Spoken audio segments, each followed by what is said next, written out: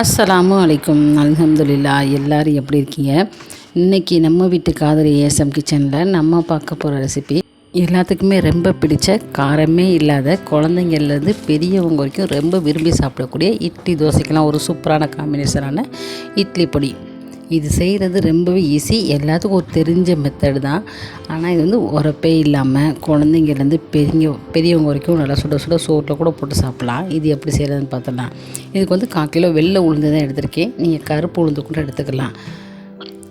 நல்லா வறுத்து எடுத்துக்கோங்க. இது போல் நல்லா பொன்னிறமாக வறுத்துக்கணும். அதே கப்லேயே ஒரு 1/4 கப் அளவு கடலைப்பருப்பு, 3 டேபிள் ஸ்பூன் துவரம்பருப்பு, ரெண்டையுமே ஒன்றா சேர்த்து வாணலியில் வறுத்து எடுத்துக்கோங்க. எதுக்குமே எண்ணெய் சேர்க்கக்கூடாது.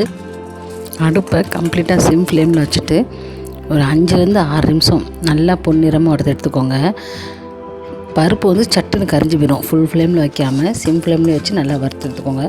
அதோட 3 டேபிள் ஸ்பூன் அரிசி, பொன்னி அரிசி தான் எடுத்திருக்கேன். நீங்கள் விருப்பப்பட்டால் பச்சரிசி கூட சேர்த்துக்கலாம். அது வந்து பொரி அரிசி மாதிரி நல்லா கலர் மாதிரி வர வரைக்கும் அதையும் நல்லா சேர்த்து வறுத்து எடுத்துக்கோங்க.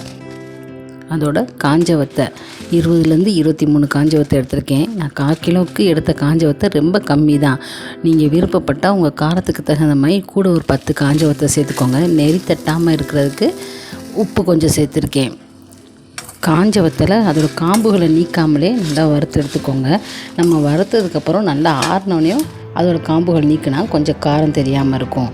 நல்லா வறுத்து எடுத்துட்டு தேவையான அளவு உப்பு, 1 ஸ்பூன் அளவு பெருங்காயத்தூள், கட்டி பெருங்காயம்னா முழு பெருங்காயத்தையும் வறுத்துட்டு சேர்த்துக்கோங்க. இது போல் சட்டுன்னு உடைச்சோம்னா காஞ்ச வத்தை நல்லா வறுத்துருச்சுன்னு அர்த்தம். அதோட ஒரு கைப்பிடி அளவு கருவேப்பிலை, அதையும் சேர்த்து நல்லா வறுத்து எடுத்துக்கோங்க. காஞ்ச வத்தை இது போல் வறுத்ததுக்கப்புறம் காம்புகளை நீக்கிடுங்க. எல்லாத்தையும் சேர்த்து மிக்ஸி ஜாரில் சேர்த்துட்டு நல்லா பல்ஸ் மோடில் ஒரு 2 தடவை அரைச்சிட்டு அப்புறம் விட்டு கொஞ்சம் அரைச்சி நைஸாக அரைச்சி எடுத்துக்கோங்க. இது சளிக்கெல்லாம் தேவையில்லை. நல்லா இட்லி, தோசை, சுட சுட சோறோட கூட நீங்கள் போட்டு சாப்பிட்லாம். அவ்வளோ சூப்பராக இருக்கும். உரப்பே இல்லாதனால குழந்தைங்க கூட விரும்பி சாப்பிடுவாங்க. இன்ஷால்லா ட்ரை பண்ணி பாருங்கள். இன்னொரு வீடியோவில் பார்க்கலாம். அஸ்ஸலாமு அலைக்கும்.